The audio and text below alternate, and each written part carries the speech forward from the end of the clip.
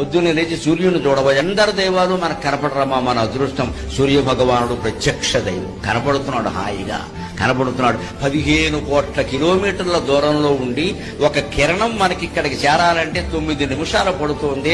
అంత 9 నిమిషాల్లో కొన్ని కోట్ల కిరణాలని భూమండలానికి అందించి భూమండలాన్ని అంతటినీ తేజోవంతం చేస్తున్న సూర్యుడికి ఎన్ని నమస్కారాలు చేస్తే రుణం తీరుతుంది.